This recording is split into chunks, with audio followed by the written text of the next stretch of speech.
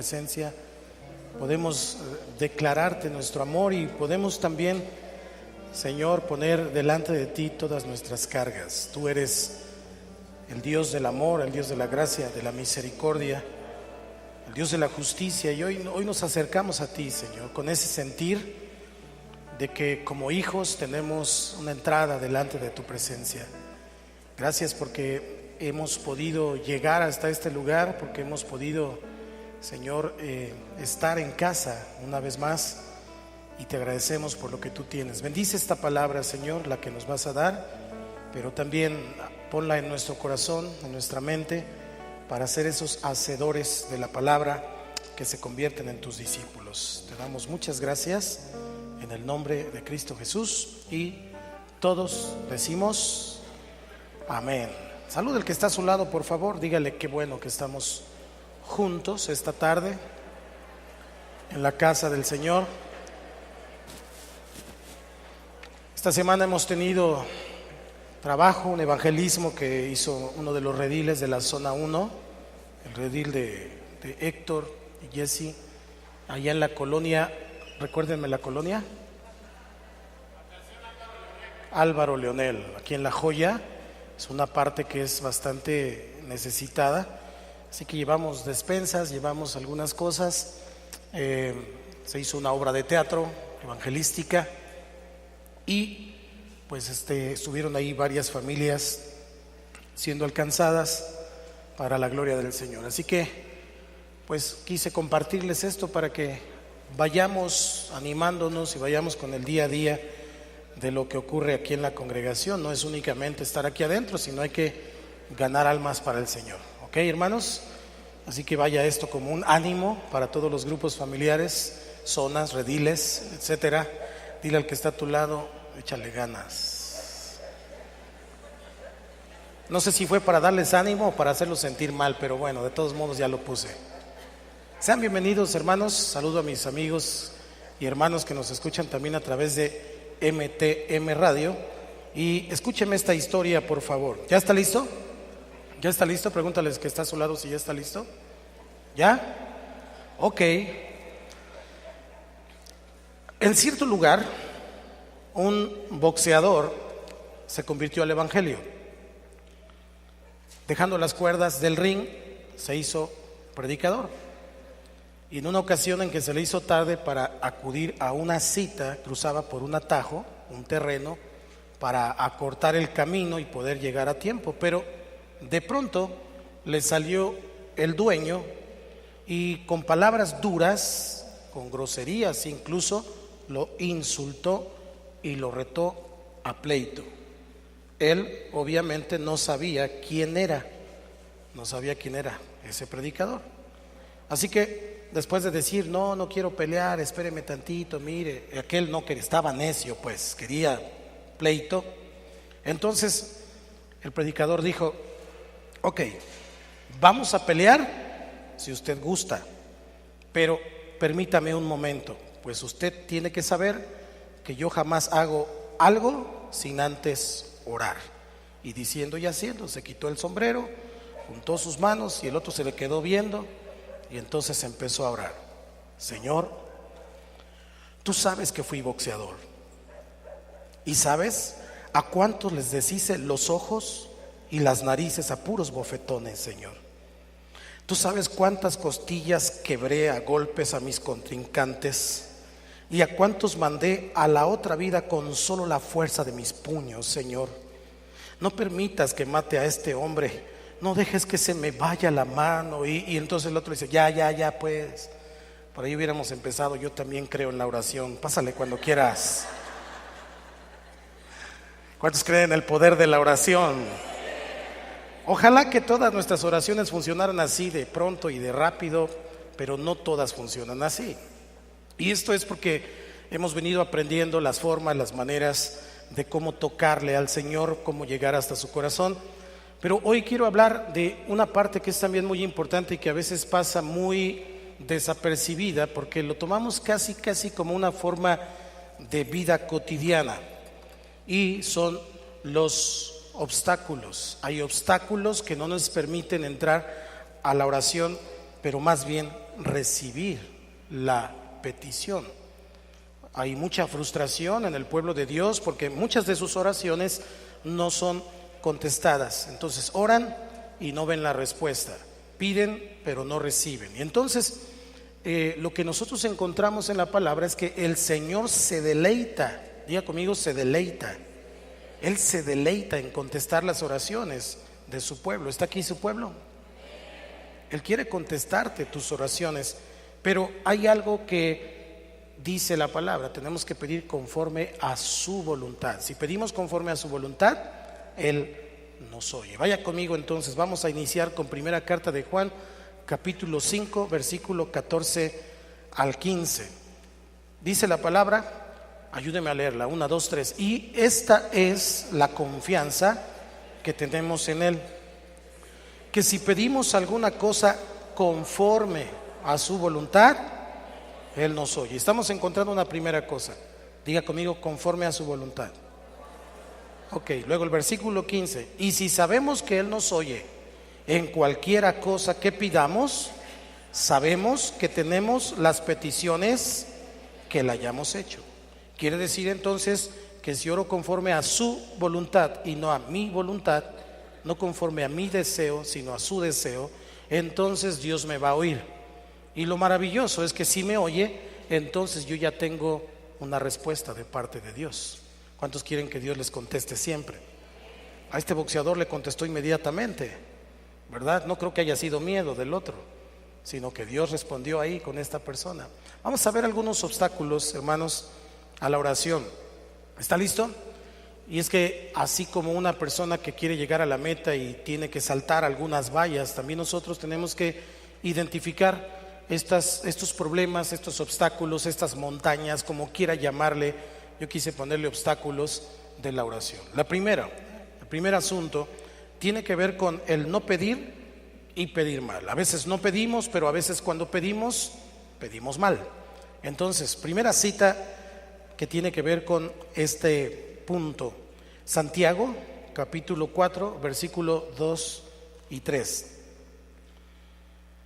Yo leo el 2 y usted el 3. Codiciáis y no tenéis, matáis y ardéis de envidia y no podéis alcanzar, combatís y lucháis, pero no tenéis lo que deseáis, porque no pedís. Y luego, porque pedís mal para gastar. Este es el primer obstáculo.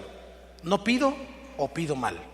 Pido mal porque quiero para mis propios deleites. Hay personas que piensan, y espero que a lo mejor aquí nos vamos a identificar, si no ahora, en algún tiempo de nuestra vida. Hay personas que piensan que Dios está muy ocupado, que está arreglando el mundo allá en el Medio Oriente, y que el Señor tiene un asunto pendiente allá en el espacio con la NASA. O sea, está tan ocupado que yo, pues, ¿cómo lo voy a interrumpir con un asunto como el mío? Con un asunto tan pequeño. Y esa es la situación. Algunos piensan que sus oraciones o sus peticiones son muy insignificantes, son muy pequeñitas. Dios está ocupado en resolverle la vida a alguien que tiene un problema gigante. Pero ¿cómo le voy a quitar el tiempo a Dios si yo tengo un problema chiquitito? Entonces pensamos que el tamaño de nuestra petición tiene que ver con la respuesta de Dios, o tiene que ver con la intención de Dios, porque también está el otro extremo, los que piensan que su problema es tan grande que entonces Dios pues no le va a hacer caso. Entonces, o sea pequeño o sea grande, de todos modos estamos pensando que Dios está ocupado, o que no tiene tiempo, o que si es muy grande, pues es muy grande, no creo que me lo conceda. Y entonces estamos batallando ahí muchas veces en ese sentir, pensando que Dios va a actuar de esa manera. Y decía Santiago, primero no piden, y luego cuando piden, piden mal para sus propios deleites. Estamos hablando de obstáculos que impiden el recibir lo que estamos esperando de parte de Dios. Entonces, lo que vemos en Juan es que Dios quiere conceder las peticiones que provienen de su corazón. El asunto es que a veces no estamos orando en su voluntad, sino en la nuestra, y tenemos que identificar esa intención de nuestro corazón. Otros piden, pero la intención de su corazón es el deleite de su carne. Son intenciones que son egoístas y que no tienen en cuenta al reino. Y aquí es algo muy importante. Nosotros, ¿cuál es nuestra visión, hermanos?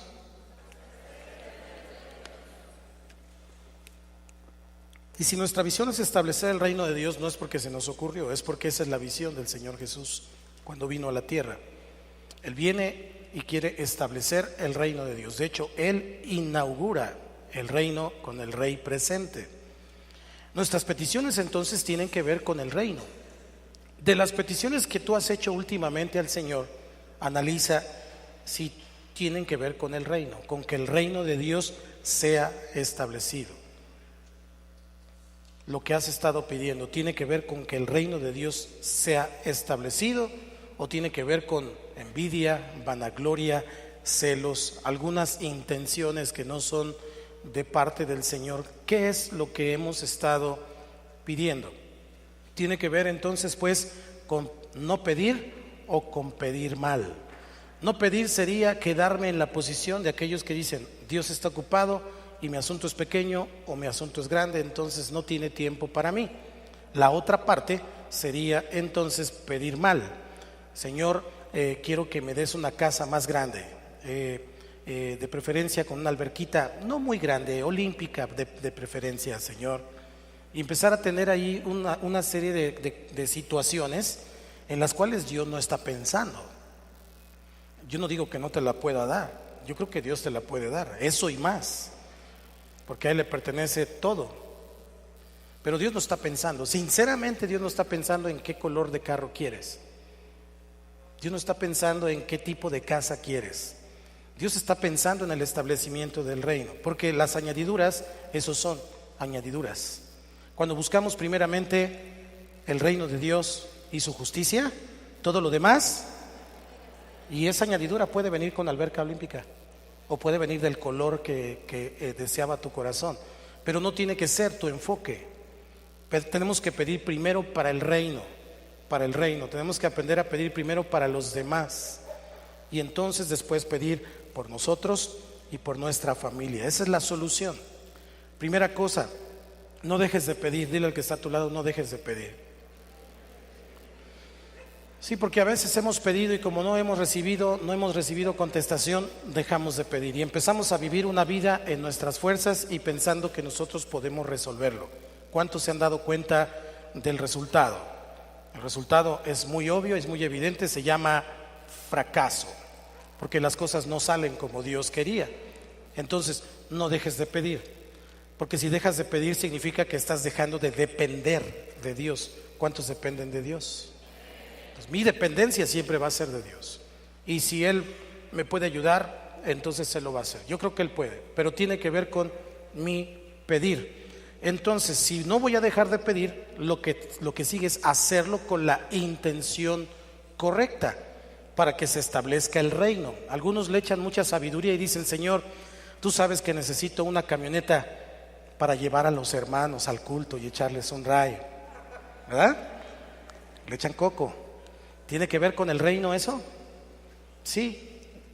La cosa es que cuando Dios se la dé, pues sí les eche raya a los hermanos, porque luego ya cuando la tiene se le olvidó que había pedido, ¿verdad? Entonces, aleluya. Entonces, es así como funciona. Estamos hablando de intimidad con Dios. Es así como funciona.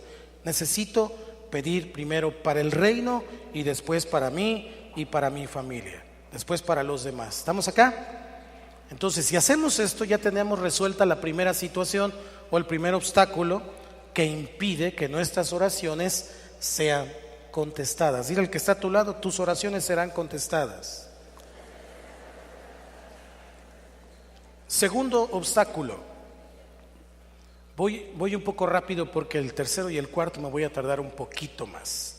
El segundo obstáculo es algo muy común que a veces pasa desapercibido, incluso es un rasgo cultural en nuestro México, en nuestra América Latina, y tiene que ver con el maltrato al cónyuge o la falta de honorabilidad de los hijos a los padres. El maltrato al cónyuge es un obstáculo muy importante para Dios. El apóstol Pablo en Efesios y en muchas otras porciones de la Biblia compara la relación esposo-esposa con Cristo y la iglesia. Grande es ese misterio, dice, pero esa es la comparación. Ahora, ¿cuál es el asunto en la situación de maltrato? Vamos a la primera carta de Pedro, capítulo 3, versículo 1 y 2. Versículo 1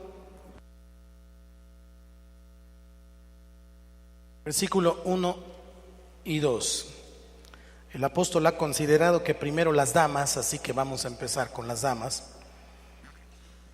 Dice la escritura 1, 2, 3: Asimismo, vosotras mujeres, estad sujetas a vuestros maridos, para que también los que no creen a la palabra sean ganados sin palabra, ojo, por la conducta de sus esposas. Versículo 2: considerando vuestra conducta casta y respetuosa. Esto lo podemos comparar con Efesios capítulo 5, versículo 33, donde dice: por lo demás, cada uno de vosotros también ame a su mujer como a sí mismo, y la mujer respete a su marido. El rol que está proponiendo el apóstol Pedro para que las oraciones no sean estorbadas, el rol de la mujer tiene que ver con un sometimiento, con someterse a su marido, con tener el entendimiento de que cuando ella se somete a su marido se está sometiendo como al Señor. Y no es que ese Señor, que es su marido, sea como el Señor, porque realmente no lo es, porque le falta mucho para hacerlo, porque a veces ni siquiera hay la intención de querer ser como el Señor. Pero el rol que está proponiendo la Biblia, estamos hablando de oraciones contestadas, o sea, te conviene. Cuando se somete tiene que ver entonces con una conducta. Diga conmigo, conducta. Cuando dice la mujer respete a su marido, por supuesto que si usted le pregunta a una mujer, ¿usted respeta a su marido? Tal vez ella pueda decir, claro, yo nunca le he sido infiel, yo siempre estoy en la casa y yo siempre le doy ese respeto. Pero lo que la idea supone aquí en la Biblia es que ese respeto se tiene que manifestar en la forma en que habla a su marido. Aquí ya nos vamos a empezar a meter en problemas. La forma en que habla a su marido, en el tono de la voz. ¿Me estás oyendo, marido? En el tono de la voz, en los gestos, en los modales que utiliza al dirigirse a él. Respeto no tiene que ver únicamente con faltarle al respeto en el sentido de fallarle de manera relacional o de infidelidad. Tiene que ver con una conducta. Diga conmigo, conducta. Es muy importante que la mujer no se burle del marido, que no lo desprecie ni lo ridiculice, mucho menos delante de los hijos o de terceras personas. Es que ya dijo mi papá. Ay, ya sabes cómo es tu papá. Mamá, pero mi papá dijo. Ajá, sí, ya sabes, ya conoces. ¿Qué dijo mi papá? No importa. Que yo te estoy diciendo ahorita. Tu papá ni está aquí. Yo te estoy diciendo ahorita. Ah, no, es la mujer, ¿verdad? Macha. Tiene que ver con conducta. Porque el respeto, ahí te va por qué, ¿eh? Porque el respeto al marido dignifica a la mujer. En realidad quien recibe esa bendición es la mujer. La mujer cuando ve la sociedad, cuando ve a una mujer que se somete a un marido borracho, parrandero y jugador, o sea, no se merece que se someta a él. ¿Estamos aquí? Porque tampoco estoy diciendo que todos aquí son unos angelitos que, ya viste vieja, la Biblia lo dice, obedéceme. No. Pero cuando la sociedad mira que ella se somete a un marido que no merece que se sometan, entonces en realidad recibe la honra a ella, porque es la conducta casta y respetuosa la que hace que los demás digan, es una mujer de Dios. ¿Hola? No es que diga amén y aleluya y haga lo que haga. No, es que es la conducta la que hace que los demás crean en el Señor.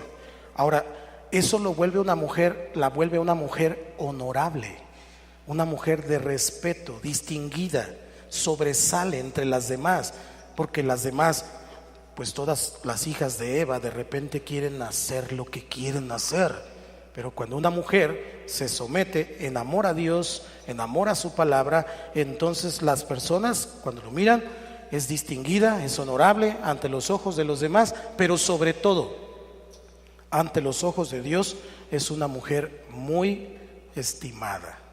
Sus oraciones, las de ella, no tendrán estorbo. Mientras no haga esto, entonces está peleando de una manera muy difícil de ganar, porque el que resiste a la autoridad, a Dios resiste. Hay que echarle coco. Sabiduría. Digan conmigo, mujeres, sabiduría. Las veo muy serias. Pero si está por ahí tu marido a un lado, dile, te toca a ti, chiquito. Primera de Pedro, capítulo 3, versículo 7.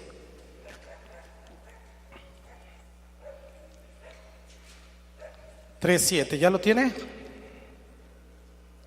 Ok, dice la palabra: vosotros maridos, igualmente vivid con ellas sabiamente, dando honor a la mujer como a vaso más frágil y como a coherederas de la gracia de la vida, para que vuestras oraciones,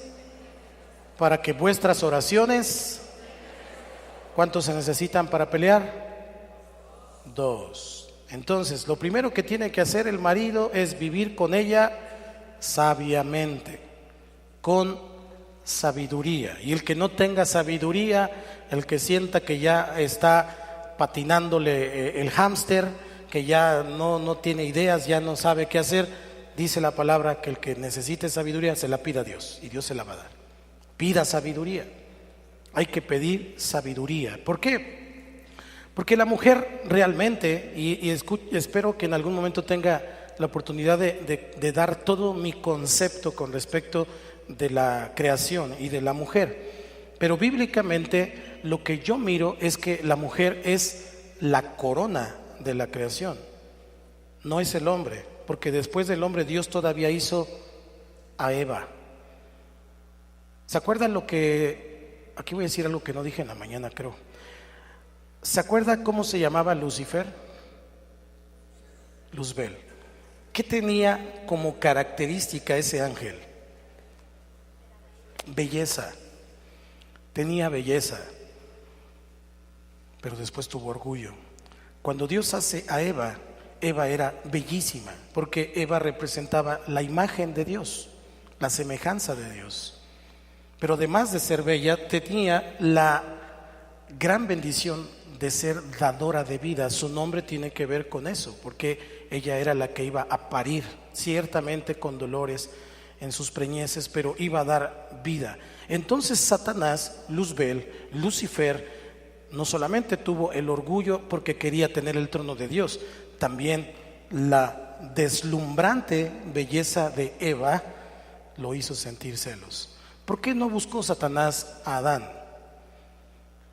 Casi siempre hemos dicho, no, es que Eva tiene la culpa y no sé qué. Ok, la belleza es peligrosa. ¿Estamos acá? Porque la belleza representa a Dios. ¿Cómo es que cuando ves el cielo, miras las estrellas y ves ese cielo inmenso estrellado? ¿Cuál es la característica de ese cielo? ¿Qué dices? Oh, es hermoso. ¿De quién te habla? De Dios. Y cuando ves el mar, y cuando ves una puesta de sol, y cuando ves una flor, y cuando ves algo que tiene belleza, ¿en quién piensas? En Dios. Satanás, cuando veía a la mujer, pensaba en eso. Y entonces, sobre ella, y entonces trajo toda esta debacle. No voy a hablar de eso hoy, espero que algún día hagamos alguna reunión con mujeres para poder compartir, invitar a algunas hermanas que vengan a compartirnos, pero ese es el punto. Todas las mujeres de repente tienen esa pregunta y esa situación de no soy bella, no tengo la belleza necesaria.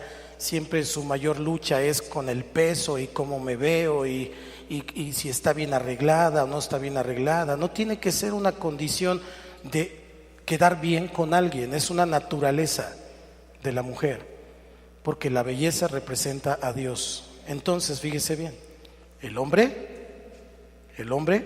tiene que tener esta situación de tratar a la mujer con honorabilidad, porque ella representa a Dios. Un hombre que le pega a una mujer, y se lo digo aquí de frente, no es hombre. El que le levanta la mano a una mujer, le pone una mano encima, no es hombre. Y si en algún momento lo hizo, pues arrepiéntase. Y si lo está haciendo ahora, se lo estoy diciendo así, de frente. Y no le saco, yo soy discípulo de aquel boxeador.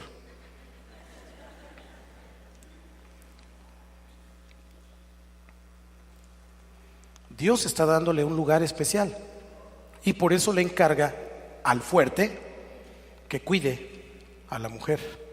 Por eso dice que tiene que tratarla como un vaso frágil. Ahora piense en esto, piense en una copa o en un vaso de cristal muy frágil. ¿Cómo es que usted lo trata a ese vaso? Díganme, hermanas, ustedes que los lavan a veces con delicadeza, ¿verdad? Porque, y si cuando lo lava lo hace fuerte, ¿qué puede pasar? Se rompe. Y si lo mal acomoda por ahí se cae, se rompe, se estrella. Y entonces adiós el vasito. En otras palabras, yo podría resumir esta acción como con cuidado. Diga conmigo, con cuidado. Todas las mujeres deberían de tener un letrero aquí: trátame con cuidado.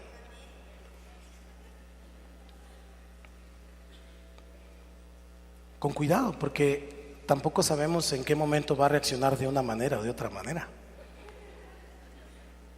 De repente está sonriendo y en 2 minutos ya cambió el asunto. Por eso dice el Señor que con sabiduría, porque con cuidado significa no maltratar físicamente, no maltratar de una manera verbal o emocional. Ese es el rol del hombre. Ahora, tampoco como con los hombres estoy diciendo que todas las mujeres sean tan dulces y tengan una sonrisa tan encantadora y todos los hombres dicen: oh, qué linda mi mujer. ¿Estamos hablando de la vida real o no? Ese es un círculo vicioso, porque ella dice: no, pues no lo voy a tratar bien ni lo voy a respetar porque él no me cuida, no me protege. Y el otro dice: ¿y para qué la voy a proteger? ¿Para qué la voy a cuidar? Si no me respeta, me pone en ridículo con todo el mundo. Y es exactamente lo que Satanás está haciendo. ¿Cuál es el objetivo? Que las oraciones no sean contestadas. Ese es el objetivo. Y entonces en una discusión piensa que ella pone sus mejores argumentos y él pone sus mejores argumentos y piensa que uno de los dos gana. Pero en realidad ninguno de los dos gana. Todos pierden. El único que gana es Satanás. Y esa es la historia de la humanidad, de Adán y Eva para acá. ¿Cómo es que se considera entonces? Si la mujer no se somete a su marido, es rebelión al Señor. Y si el hombre trata a la mujer de una manera que no es correcta, entonces está desobedeciendo a la palabra de Dios y a Dios mismo. Y eso entonces hace que este comportamiento de parte de alguno de los dos, sus oraciones sean estorbadas, no sean contestadas, y entonces no va a haber bendición. No esté esperando que haya bendición. No esté esperando que Dios le conteste alguna de sus peticiones si hay estas condiciones. Así que, hermanos, ¿cuántos hombres hay aquí esta tarde? Trate bien a su esposa. Trate bien a su esposa. Chala.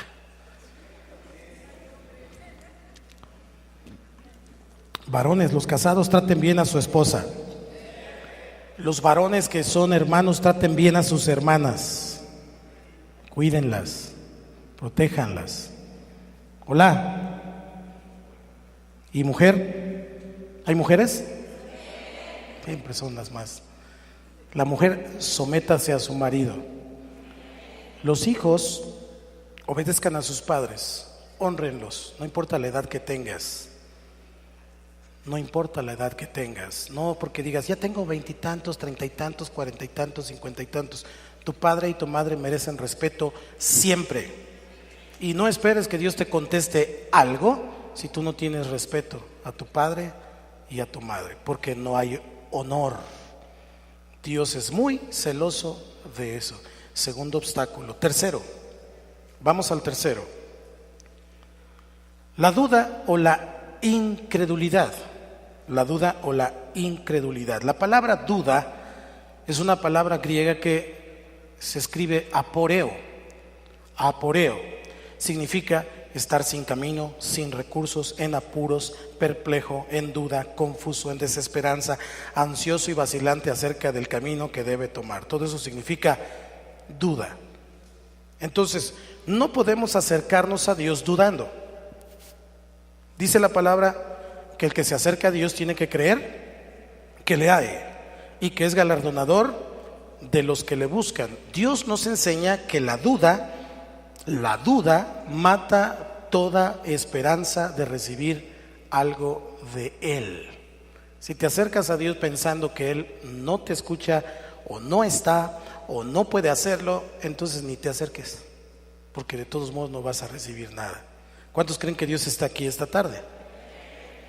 O sea, venimos a la iglesia no porque queremos divertirnos nosotros. Yo vengo a la iglesia porque cuando pienso que invocamos su nombre, Él cumple su palabra que dijo, donde están 2 o 3 congregados en mi nombre, yo estaré allí en medio de ellos. Y yo por eso vengo a la iglesia, porque creo que Dios viene y está aquí con nosotros. Es un tiempo de comunión con nuestro Padre y nosotros como hijos. Entonces, hermanos, la duda es algo terrible, porque la duda nos hace vacilar, nos hace que estemos confundidos. Vivir una vida en confusión es terrible. Seguro le ha pasado en algún momento, pero vivir constantemente en eso es prácticamente la muerte chiquita. Apóreo o aporeo, fíjese bien, la primera definición que le di fue estar sin camino.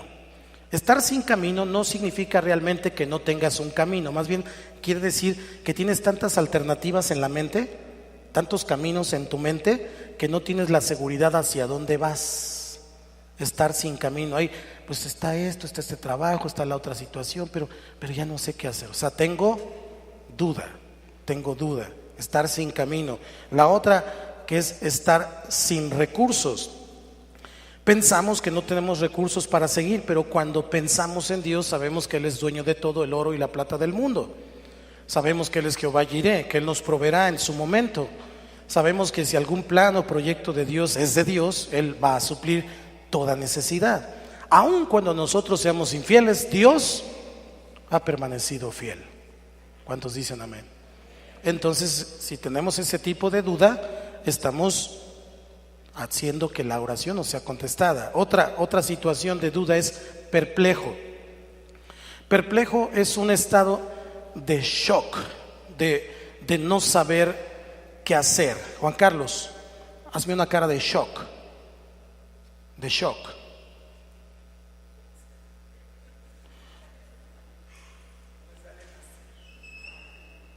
Ya con eso. ¿Tú sí sabes hacer una cara de shock, Beto? ¿No? De perplejidad, de no saber qué hacer. ¿No? ¿Alguien sabe?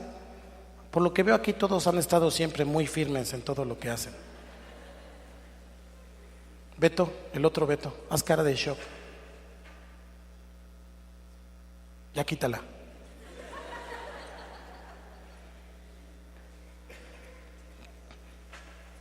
¿Alguien aquí de este lado sabrá hacer alguna cara de shock?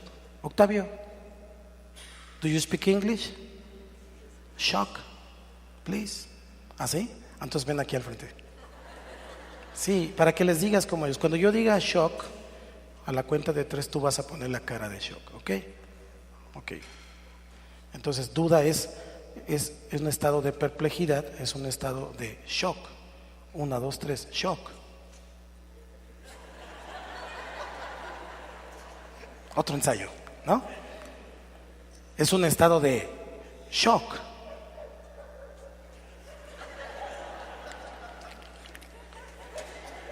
Ok, gracias. ¿Ya saben cómo es el estado de shock? Ok, voltea a ver al que está a tu lado y dile, ya puedes quitarla.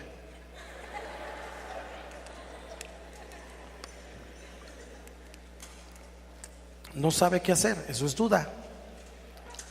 Otro significado de duda es confuso, es tener confusión, muchos pensamientos en su mente, hace tantas cosas, se dedica a tantas cosas, tiene que resolver tantos asuntos, tiene que atender a tantas personas, tiene que ayudarle a su primo, a su tío, a su mamá, a su papá, a hacer sus propios asuntos, ayudarle a todo el mundo, y entonces hay una confusión. No sabe qué decisión tomar, no sabe a dónde ir, no hay claridad, porque son tantas cosas que tiene en su mente que tiene duda. Y la peor de todas las dudas o el significado de duda es vacilante, porque vacilante es como una persona que está embriagada, que está borracha. ¿Cómo es una persona que está borracha? ¿Qué hace? Anda como aquí Michu, ¿verdad? Un pasito para adelante y un pasito para atrás, ¿no? O sea, no sabe si va o viene, no sabe si ya llegó o de repente dice ontoy, ¿sí? Está vacilante, de repente se tropieza, se pega, llega sin cartera, todo moreteado y no sabe ni qué le pasó. Está vacilante. Eso es lo que pasa también cuando tenemos duda, es un sentido de no nos damos cuenta, no me doy cuenta. Puede que llegue tu milagro, puede que llegue el milagro que estabas pidiendo, pero por ser vacilante no te das cuenta que ya llegó, porque a lo mejor estabas esperando otra cosa o no sé de qué manera lo estabas esperando. Puse un ejemplo en la mañana y es una mujer que había dicho: Señor, por favor que mi esposo deje de tomar, para que entonces podamos ser una familia que te sirva y entonces trabajar unidos para que un día nos des una casa maravillosa donde podamos tener un grupo familiar. Bonita oración. Pero entonces pasa el tiempo, el marido deja de tomar, él comienza a servir al Señor, pero como la casa no había llegado, la mujer decía: no me has contestado, Señor. Pero hacía tiempo que el marido dejó de tomar. El milagro ya había ocurrido, pero su enfoque estaba en otro asunto, no exactamente en el milagro. Estaba vacilante, no sabía si iba o venía. Tal vez tu milagro ya ocurrió, tal vez tu milagro está a un lado de ti, pero no te has dado cuenta porque estabas esperando cualquier otra cosa que habías imaginado. ¿Qué debemos entonces aprender acerca de la duda? Usted y yo no podemos orar a Dios dudando de que existe. Dios está aquí esta tarde, no porque yo lo diga, lo dice la palabra. No podemos estar ansiosos y confundidos y entonces decirle al Señor: tengo la confianza de que lo vas a hacer. Tengo que poner en calma mis pensamientos y decirle: Señor, yo confío en que tú lo vas a hacer, etcétera. Entonces tenemos que cambiar nuestra actitud con lo que estamos pidiendo a Dios y comenzar a creerle a Dios y a su palabra. Porque es importante esto, a Dios y a su palabra. ¿Cuántos creen en Dios? ¿Y qué ha dicho Dios? ¿Me estoy explicando? Entonces le creo a Dios, pero le creo a su palabra. Creo que Él lo puede hacer, pero creo lo que dijo también, sin dudar. Sin dudar. La duda es un cáncer para que no podamos recibir lo que Dios nos quiere dar. Él se deleita en contestar las oraciones. Mire lo que le pasó a Pedro. Mateo 14, 28 al 31 nos muestra a Pedro. Dice la escritura: entonces le respondió Pedro y dijo: Señor, si eres tú, manda que yo vaya a ti sobre las aguas. Usted. Y él dijo: ven.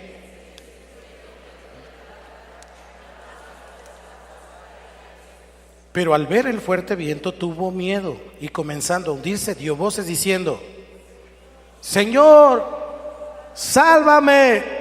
Al momento Jesús, extendiendo la mano, asió de él y le dijo: hombre de poca fe, ¿por qué dudaste? Fíjense qué interesante este pasaje. Pedro estaba viendo a Jesús y le dijo: Señor, di que yo vaya contigo. Pero cuando Jesús le dice ven, él sale de la barca y comienza a caminar. Pedro se hundió por dudar, porque cuando él empezó a caminar, él estaba viendo a Cristo, él estaba poniendo sus ojos en Jesús, no en sus circunstancias. Pero cuando empezó a mirar que era agua, y dijo: órale, pues no, esto no es normal. Y estaba el viento, dice ahí que tuvo, ¿qué tuvo? Miedo. La duda viene a nuestro corazón cuando nosotros quitamos los ojos de Jesús. Tú ya has empezado a caminar, tú ya llevas mucho tiempo caminando, incluso sobre el agua, es decir, de una manera sobrenatural, porque a lo mejor estabas condenado a muerte por una enfermedad, o estabas amenazado de muerte por quién sabe quién, pero finalmente Dios te dijo ven, y tú fuiste y comenzaste a caminar sobre el agua de una manera sobrenatural. Pero de repente empezaste a ver tus circunstancias, y uno te empezó a decir una cosa y el otro la otra, y entonces tuviste miedo. ¿Qué le pasa a las personas que tienen miedo? Se hunden. Se llaman crisis. Se hunden porque finalmente viene la duda, y en lugar de tener fe entra el miedo, y el miedo es lo contrario de la fe. La duda es hija del miedo. Es muy complicado vivir en el Señor y alcanzar lo que Dios quiere darnos si nosotros tenemos miedo. La duda es fe en el enemigo. ¿Hola? La duda es fe en el enemigo. Necesitamos creerle a Dios y no tener miedo. Dile al que está a tu lado: no tengas miedo. Ahora dile al que está al otro lado: no le saques. Es lo mismo, pero ¿cómo llega la duda? La duda llega en forma de dardo. La Biblia dice que el enemigo está buscando a quien devorar, y entonces él manda sus dardos de fuego, y ese dardo de fuego el enemigo lo envía como un pensamiento contrario a lo que tú estás creyendo. ¿Cuántos creen que Dios los puede ayudar? Entonces el enemigo viene y dice: no puede. ¿Cuántos creen que todavía tienen un gran futuro? El enemigo viene y dice: ya estás viejito. ¿Sí me explico? Empieza a traer dardos de fuego, y entonces lo que quiere hacer es dividir nuestra mente para tener dos visiones y desenfocarnos, porque lo que el Señor quiere es que estemos con los ojos puestos en Jesús, que es el autor y el consumador de la fe. No puedo desenfocarme, porque si me desenfoco, entonces hay un montón de circunstancias que me pueden hacer tener miedo. Es verdad que la Biblia dice que el enemigo anda como león rugiente buscando a devorar. ¿Y qué? Que ande. Yo no estoy enfocado en si me quiere tragar o no. Yo estoy enfocado en que Él me dijo que caerán 1000 y 10,000 a mi diestra, mas a mí no llegará. ¿Se da cuenta? Pero muchos andan: ay, el diablo, ay, me puede pasar esto, ay, me puede pasar lo otro. Y entonces están desenfocados de lo que el Señor dijo. Dios dice que te ama. Dios dice que tiene cuidado de ti.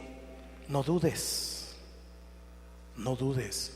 La duda es muy peligrosa. La solución a la duda es meditar la palabra de Dios. ¿Has hecho una petición a Dios? Entonces busca algún versículo bíblico, algún pasaje bíblico que apoye lo que tú estás pidiendo, y entonces básate en lo que dice la Biblia. ¿Hay sanidad? Entonces busca cuando Dios ha hecho milagros y básate en eso y dile: Señor, tú hiciste milagros, los has hecho, tú puedes hacerlo. Sé que voy a recibir un milagro, sé que fulanito puede recibir un milagro. Entonces estoy enfocando mi fe y no le estoy teniendo fe al enemigo, le tengo fe a Dios. ¿Cuántos dicen amén?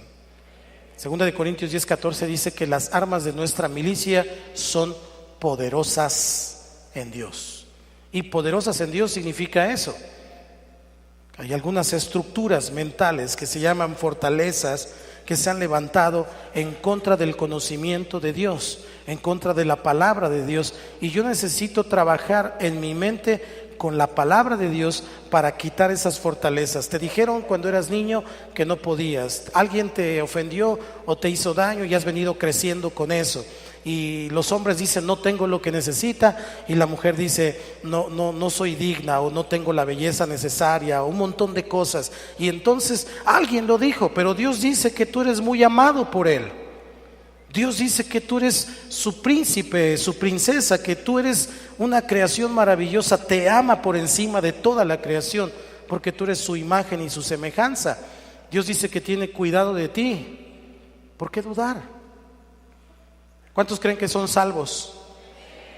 Bueno, y entonces ¿por qué puedes creer que eres salvo y no puedes creer que Dios te va a contestar lo que le pediste? Hola. Porque si entonces no puedes creer que Dios te va a contestar lo que le pediste, tampoco tienes la fuerza para decir que eres salvo. ¿Cuántos son salvos? Entonces, si tú crees que eres salvo, pues tienes que saber que Dios te quiere contestar. Él se deleita. Él se deleita, ¿no? Cuando digo se deleita, no es únicamente que tiene la buena voluntad de hacerlo. No, se goza, se alegra en darle algo a sus hijos. Se siente bien, su corazón rebosa de alegría. Eso significa deleitarse. Se deleita en contestar tus oraciones. Gloria al Señor. Así que, mis amados, toda duda tiene que ser cancelada. Tenemos que enfocar nuestra mente en lo que dice la palabra de Dios. Si algún día el Señor te dio una profecía, una palabra, alguien vino y te dijo esto dice el Señor para ti, tómalo, aférrate a la palabra de Dios, cree en el Señor, pero ten fe, no dudes que Dios lo va a hacer. Algunas personas se sumergen ya caminando, porque Pedro ya era un discípulo, ojo con esto. Pedro ya era un discípulo y Pedro ya estaba en la barca, y fue Jesús mismo el que le dijo ven, y él caminó sobre el agua, pero cuando tuvo miedo se hundió. Entonces puede que estés pasando por alguna crisis financiera, alguna crisis que tiene que ver relacional, alguna crisis en tu ministerio, lo que sea. Lo único que significa es que te estás hundiendo. Lo que tienes que hacer es, ¿qué hizo Pedro? ¿Qué hizo Pedro? ¿Cómo lo clamó? ¿Cómo lo clamó? A ver, póngame el versículo bíblico, por favor. ¿Cómo dijo? No, el que sigue.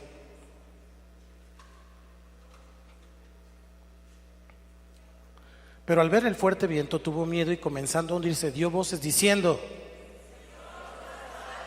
Yo veo así, ahí unos signos de exclamación. No dijo Señor, sálvame, por favor. Se estaba hundiendo, se estaba muriendo en medio de la noche, en medio de la tempestad. ¿Cómo gritaría Pedro? Señor, sálvame. Clamar. Hace 8 días estudiamos eso. Él clamó, clama a mí y yo te responderé. Él clamó. ¿Qué hizo Jesús? ¿Qué hizo Jesús? Siguiente versículo.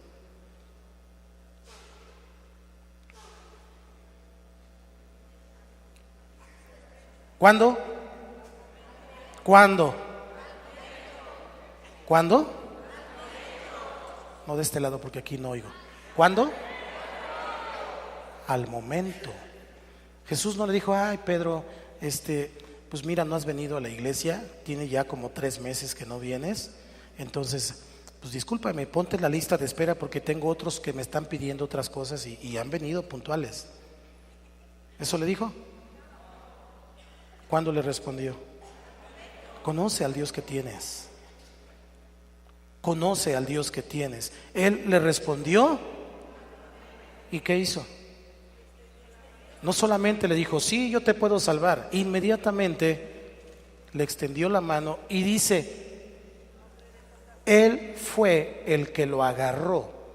No fue Pedro el que se asió. Jesús asió de él. Él lo agarró. Así que no vuelvas a dudar.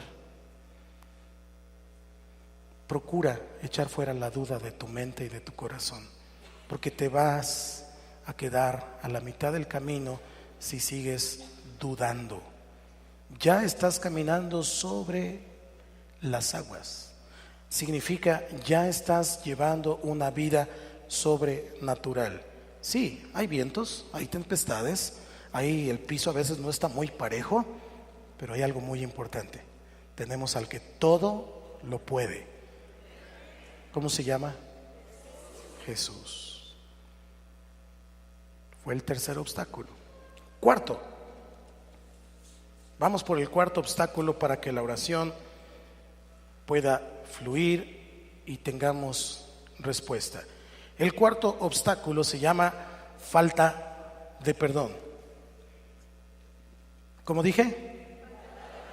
La falta de perdón es uno de los obstáculos más grandes de la oración. Un gran número de personas, un gran número de creyentes viven frustrados, flacos, cansados, ojerosos, desanimados, sin ilusiones, en miseria espiritual, porque ninguna de sus oraciones son contestadas. ¿Cuál es la razón? La falta de perdón. Porque puede ser una persona, fíjese, puede ser una persona que pide constantemente y pide bien, pide para lo que tiene que ver con el reino. Puede que si es hombre trate bien a su esposa, o si es mujer se someta a su marido. Puede que esté pasando eso, puede que no tenga duda, que piense que Dios está aquí, pero, ya conmigo, pero si hay falta de perdón, estamos en graves problemas. Diferentes nombres a la falta de perdón, porque alguien nos dice, no, yo ya perdoné. ¿Así? Te voy a mencionar algunos nombres. Resentimiento. Es que estoy un poco resentido, estoy un poco resentida. ¿Quieres otro nombre para la falta de perdón? Estar molesto. No, solamente estoy molesto. ¿Otro? Enojado. ¿Estoy enojado? ¿Qué no me ves? Estoy enojado. ¿Otro? Tener algo contra su hermano, tener algo contra alguna persona. Hay una que es clásica en las iglesias del Señor. Ay, es que me siento herido. Me siento herido. Me hicieron esto o no me hicieron esto y entonces me siento herido. Etcétera, etcétera. Todo eso se llama falta de perdón. Las ovejitas cuando están juntas siempre se van a dar una patadita, una cornadita, porque están juntas en un rebaño. Y entonces cuando esta se voltea, pues ya le pegó a la otra de atrás, y cuando la de atrás se voltea, le pegó a la otra. Hay fricciones, hay roces en cualquier relación, familia, iglesia, en donde sea. Pero en muchas ocasiones no tenemos la cualidad de perdonar. Y estos son diferentes nombres a la falta de perdón. Entonces tú puedes decir, no estoy enojado, solamente estoy un poco resentido. Es lo mismo. No estoy enojado, no tengo falta de perdón. Me siento un poco herido, pero hasta ahí. Es lo mismo. No tenemos que hacernos pelotas aquí. Es falta de perdón. Marcos 11:25, por favor. Vaya conmigo ahí. Marcos 11:25. Dice, y cuando estéis orando, ¿y cuando qué? Cuando estéis orando, o sea, antes de que me empieces a decir nada, cuando estéis orando, perdonad. Si tenéis algo contra alguno, para que también vuestro Padre que está en los cielos os perdone a vosotros vuestras ofensas. Dios está esperando entonces para primero escucharnos y después contestarnos, que nosotros primero perdonemos. ¿Qué habló Jesús acerca de estar enojado, de estar molesto contra su hermano? Mateo capítulo 5 versículo 22 nos dice, Mateo 5:22 dice, pero yo os digo que cualquiera que se enoje contra su hermano será culpable de juicio. Ojo con esto, no dice será candidato a enjuiciar, dice será culpable. Así como Jesús contesta inmediatamente, también nosotros nos hacemos acreedores inmediatamente. Será culpable de juicio. Y cualquiera que diga necio a su hermano será culpable ante el concilio. Y cualquiera que le diga fatuo quedará expuesto, ¿a dónde? No, entonces no estamos hablando de cualquier cosa. La falta de perdón no es cualquier cosa.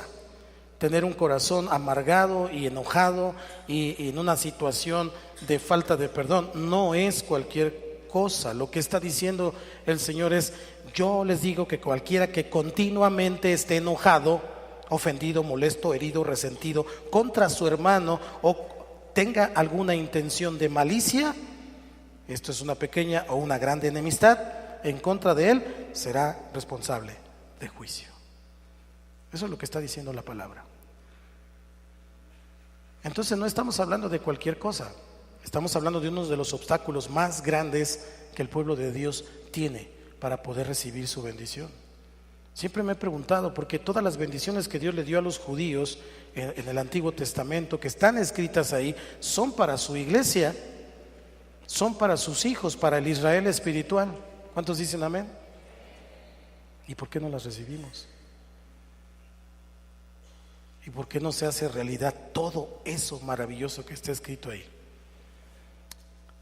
¿Por qué Dios no perdona nuestras faltas cuando nosotros no perdonamos a otros?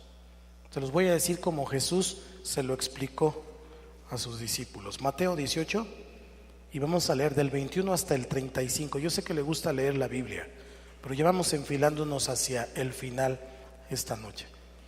Yo no son mis palabras, son las palabras del Maestro. Dice ahí: entonces se le acercó Pedro y le dijo: Señor, ¿cuántas veces perdonaré a mi hermano que peque contra mí? ¿Hasta 7? Jesús le dijo: no te digo hasta 7, sino aún hasta 70 veces 7. Por lo cual el reino de los cielos, y les da un ejemplo, los dos deudores, y les dice: por lo cual el reino de los cielos es semejante a un rey que quiso hacer cuentas con sus siervos, y comenzando a hacer cuentas le fue presentado uno que le debía 10,000 talentos. A este, como no pudo pagar, ordenó su señor venderle y a su mujer e hijos y todo lo que tenía para que se le pagase la deuda. Entonces aquel siervo postrado le suplicaba diciendo: Señor, ten paciencia de mí y yo te lo pagaré todo. Y el señor de aquel siervo, movido a misericordia, le soltó y le perdonó la deuda. Pero saliendo aquel siervo, halló a uno de sus consiervos que le debía 100 denarios, y haciendo de él, le ahogaba aquí, diciendo: págame lo que me debes. Entonces su consiervo, postrándose a sus pies, le rogaba diciendo: ten paciencia conmigo y yo te lo pagaré todo. Mas él no quiso, sino fue y le echó en la cárcel hasta que pagase la deuda. Viendo sus consiervos lo que pasaba, se entristecieron mucho y fueron y refirieron a su señor todo lo que había pasado. Entonces, llamándole su señor, le dijo: siervo malvado, toda aquella deuda te perdoné porque me rogaste. ¿No debías tú también tener misericordia de tu consiervo como yo tuve misericordia de ti? Entonces su señor, ¿cómo estaba? Enojado, le entregó a los verdugos. Diga conmigo: los verdugos, hasta que pagase todo lo que debía. Así también mi Padre Celestial hará con vosotros si no perdonáis de todo corazón. Diga conmigo: de todo corazón. Cada uno. De todo corazón, cada uno a su hermano sus ofensas.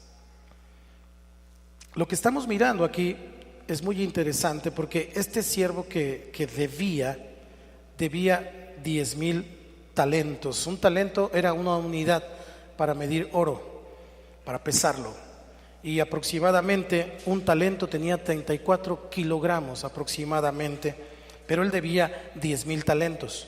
10,000 por 34, ¿cuánto nos da? ¿Cuánto nos da? Los que son buenos para las matemáticas.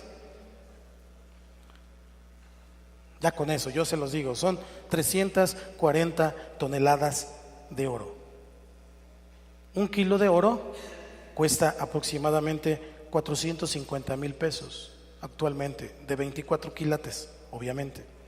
Por 340 Estamos hablando de 153 millones de pesos, alrededor de 8 millones de dólares. Eso era lo que le debía a ese amo, y él le perdonó toda la deuda. Pero cuando sale, se encuentra con el otro que le debía un denario. Un denario eran como 52 dólares, como 940 pesos actualmente para nosotros. Le debía 100, como 940 mil pesos. No, 94 mil pesos, más o menos, como 94 mil pesos. Él debía 94 mil pesos y entonces él no lo quiso perdonar. Hay una gran diferencia entre 153 millones y 94 mil pesos. No son ni 100, ni 100 mil. ¿Estamos acá? Entonces, tenemos que entender esto. Dios nos ha perdonado a usted y a mí miles, millones de ofensas. No solo que hemos hecho a los demás, que le hemos hecho a Él todos los días y constantemente. Y Él nos ha perdonado. Si nosotros no perdonamos a nuestro hermano, quien nos ha hecho a lo mejor 1, 5, 10, 20 o hasta a lo mejor 100,000 ofensas, entonces Dios no nos perdona los miles y millones que a nosotros nos han sido perdonados. Y enojado, nos entrega a los verdugos. ¿Quiénes son los verdugos bíblicamente hablando? Son demonios. Demonios que provocan consecuencias tales como pobreza, miseria, enfermedad, depresión, amargura y un montón de cosas que nos van matando poco a poco hasta que paguemos la deuda. El problema es que nunca vamos a acabar de pagar la deuda, porque la salvación y el perdón que Dios nos ha dado es tan grande que solamente Cristo pudo pagar por él. Esa es la realidad por la cual muchas de nuestras oraciones, la gran mayoría, son estorbadas. Porque cuando dejamos ofensas pendientes, sin resolver, sin perdonar, se convierten en amargura. Una ofensa se convierte en amargura y después se convierte en odio. Y si hay odio, entonces todas tus oraciones serán estorbadas. Hay muchas, diga conmigo, muchas. Hay muchas bendiciones que están con una etiqueta ahí en el cielo que dice en espera. En mi país decimos stand-by, en espera. Ahí están esperando. Dios te las quiere dar, Dios te quiere bendecir, Dios te quiere contestar, porque Él se deleita en contestar. Pero como tenemos falta de perdón, es que estoy resentido. No, pues es que ella empezó. Es que me hirieron, me siento herido.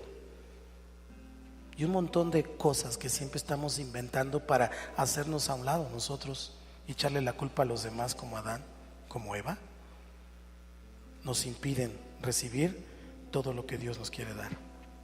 Si no has recibido, no es culpa de Dios, porque Él se deleita en responder tus oraciones. Si no hemos recibido, es por nuestra culpa. Es porque nosotros hemos decidido tener una condición en el corazón de orgullo y de decir, pues sí, yo estoy dispuesto a perdonar, pero que dé el primer paso. Pues es que yo no le dejé de hablar, ella me dejó de hablar, él me dejó de hablar, y así un montón de niñerías en la gente madura, en la gente de Dios, que no puede recibir sus bendiciones. Ahí están los 4 obstáculos para la oración. Son el no pedir y pedir mal, el maltrato, dar lugar a la duda o incredulidad y la falta de perdón. Trata de no caer en ninguno de estos, y si estás atorado en alguno, trata de salirte ya, para que entonces puedas tener vida y vida en abundancia. Dios te quiere bendecir, estoy seguro. Hay tantas cosas que nuestro Padre amoroso a nosotros como hijo dice, pero ya desde cuándo te lo hubiera dado, hijo. Hace tiempo que anhelo servirte, hace tiempo que anhelo darte lo que estás pidiendo, pero sigues odiando a aquel, no has perdonado al otro. Y Dios Dios no puede contradecirse, Él lo dijo en su palabra, y son las palabras de Jesús las que están allí. Y puso como ejemplo estos dos deudores. Lo que Jesús está subrayando ahí es que es una deuda que nunca podría haber ser pagada por ese otro deudor. Sin embargo, Dios le perdonó todo porque se lo pidió y le rogó. Pero el otro tuvo mala actitud y dijo: a mí me pagas. Esa es nuestra actitud a veces. Dios nos ha perdonado tanto, todos los días, a cada rato Dios nos perdona. Pero que no nos hagan una cara o que no nos digan una cosita, porque entonces ya nos paramos de pestañas, de uñas, nos ponemos. Déjate de niñerías. Sé una mujer de Dios, sé un hombre de Dios, y empieza a caminar en la bendición que Él tiene preparado para ti. Quítate eso de la cabeza. Necesitamos empezar a pedirle a Dios sabiduría para que nuestra oración no tenga estorbo. Ahí en tu lugar, cierra tus ojos, comienza a pedirle. ¿Hay algún obstáculo en el que estás aquí atorado? Habla con Él. Aprende a orar, aprende a interceder, aprende a hablar con Dios, a tener intimidad con Dios. Dios es bueno. Dios es bueno y lo seguirá siendo. Pero tienes que perdonar aquello que te ofendieron, aquello del pasado, los que te hirieron, los que te hicieron cosas. Si estás enemistado con alguien, tú tienes que ser el que da el paso primero. Pero no puede ser más grande tu orgullo, porque nunca le vas a ganar a Dios en grandeza. Él es grande y es amplio en perdonar. Pero Dios tiene un problema con los que no saben perdonar. Y el problema es muy simple: no los puede perdonar. Dios te escucha. Habla con Dios. Pon tu corazón ahí delante del Señor. Hazlo, por favor. Estas semanas hemos venido aprendiendo a tener intimidad con Dios. No te preocupes por los que están a un lado. Habla con Él. Habla con Él. La vida no se trata únicamente de ir pasándola. La vida tenemos que vivirla bien, felices, contentos, justicia, paz, gozo en el Espíritu Santo. Cualquier cosa fuera de eso es una miseria. Justicia, paz y gozo, eso es el reino. Y eso es lo que Dios te quiere dar. No podemos seguir viviendo como hasta ahora. Tenemos que pedirle a Dios: ayúdame, Señor. Ayúdame a ser el esposo, ayúdame a ser la esposa, el hijo. Ayúdame a ser la persona que tú quieres que yo sea. Necesito de ti desesperadamente. Necesito de ti, Señor. Dame sabiduría. Si tú crees que necesitas sabiduría, dile: Dios, dame tu sabiduría, como la que le diste a tu siervo Salomón.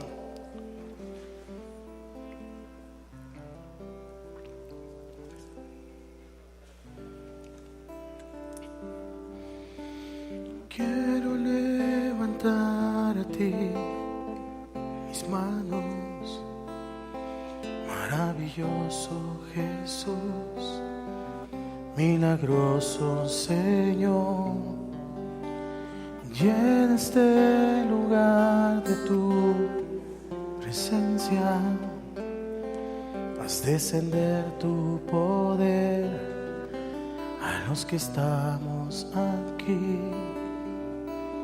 Quiero levantar a ti mis manos, maravilloso Jesús, milagroso Señor. Llena este lugar de tu presencia y haz descender tu poder a los que estamos aquí. Creo en ti, Jesús, y lo que harás en mí. Creo en ti, Jesús, y lo lo que harás en mí, en mí, en mí. Quiero levantar a ti mis manos, maravilloso Jesús, milagroso Señor. Llena este lugar de tu presencia, haz descender tu poder a los que estamos aquí. Creo en ti, Jesús, y en lo que harás en mí. Creo en ti, Jesús, y lo que harás en mí, en mí, en mí.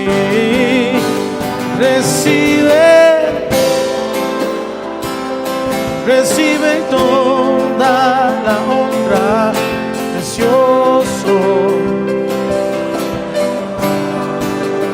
Recibe toda, precioso.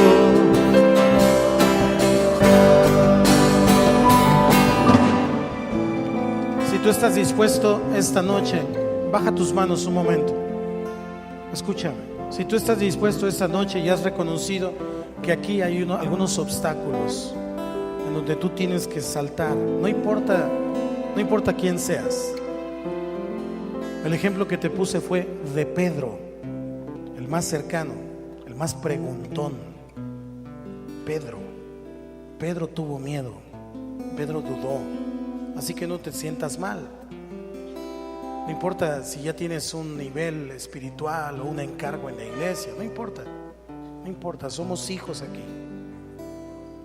Si tú estás de acuerdo esta noche con que necesitas saltar alguno de estos obstáculos, tal vez perdonar a alguien, tal vez quitar la incredulidad, la duda, tal vez has pensado que Dios puede ayudar a aquel y al otro, pero a ti no.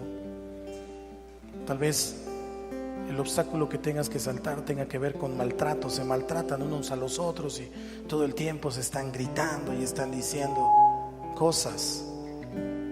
Tal vez la valla que tengas que saltar o el obstáculo que tengas que saltar sea que no pides, ya dejaste de pedir o estás pidiendo mal, pero dices, esta noche dices, Señor, yo quiero comenzar esta noche de ceros. Vamos a empezar otra vez. Señor, voy a pedir, lo voy a hacer como me estás enseñando.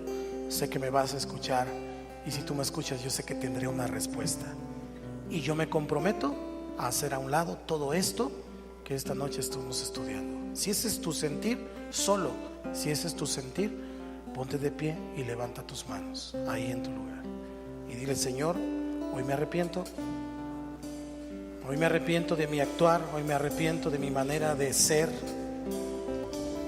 Me he arrepentido de mis pecados, hace mucho tú me has perdonado, pero tal vez yo he fallado en perdonar, tal vez yo he fallado dudando, tal vez yo he fallado haciendo o pidiendo cosas para mi carne. Señor, quiero estar a cuentas contigo esta noche. Quiero estar a cuentas contigo esta noche, Señor. Perdona mis ofensas. Habla con Él. Yo no puedo hablar con Él por ti. Habla con Él. Habla con Él. Y entonces juntos comenzamos a declararle esta oración. Quiero levantar a ti mis manos. Maravilloso Jesús, milagroso Señor. Llena este lugar de tu y haz descender tu poder a los que estamos aquí. Quiero levantar a ti mis manos. Maravilloso Jesús, milagroso Señor.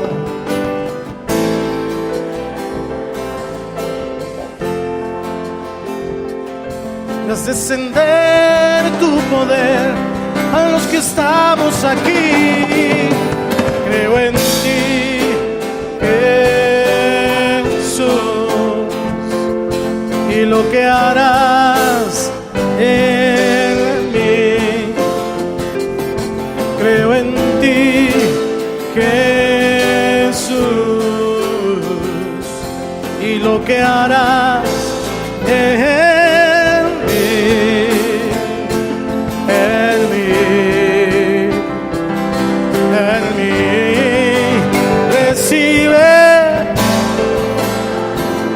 recibe todo, precioso.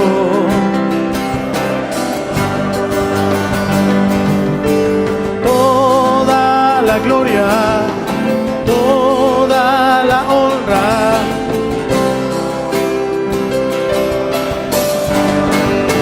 Recibe.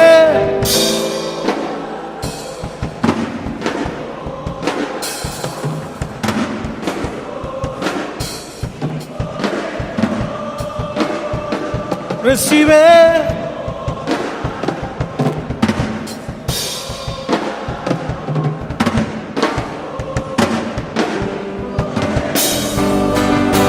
recibe toda la gloria, toda la honra, precioso. Recibe toda la honra.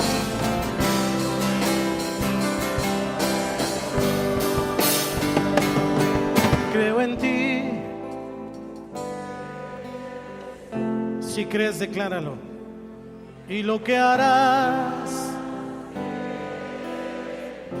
Una vez más, creo.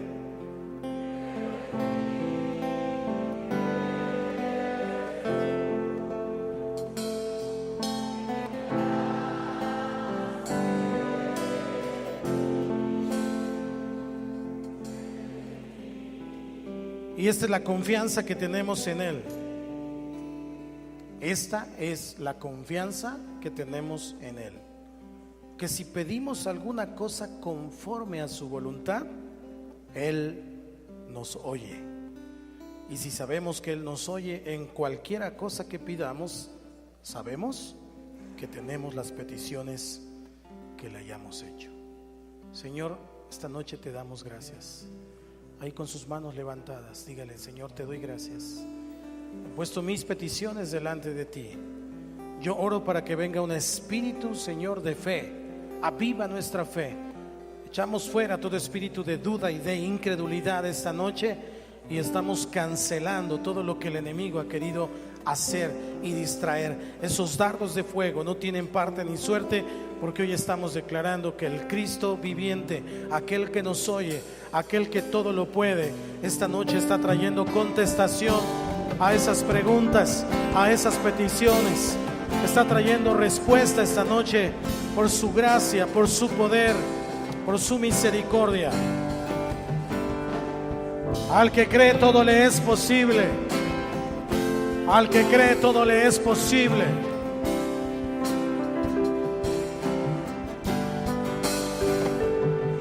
Creo en ti. Creo en ti, Señor, lo que harás.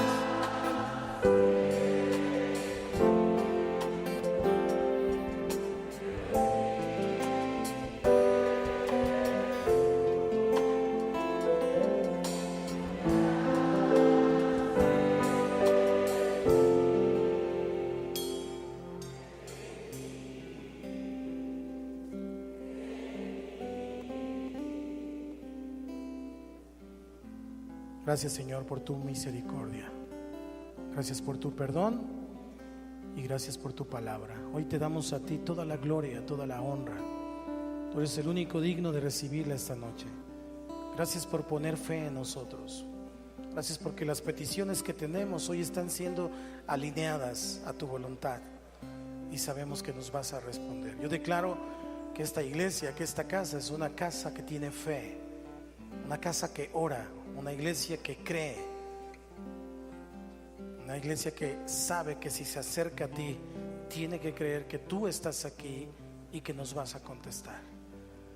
Padre, bendigo a cada familia en esta noche y declaro tu presencia en el bendito nombre de Cristo Jesús. Toma tu lugar, por favor, así en silencio. Quiero dirigirme a los que esta noche están aquí por primera vez.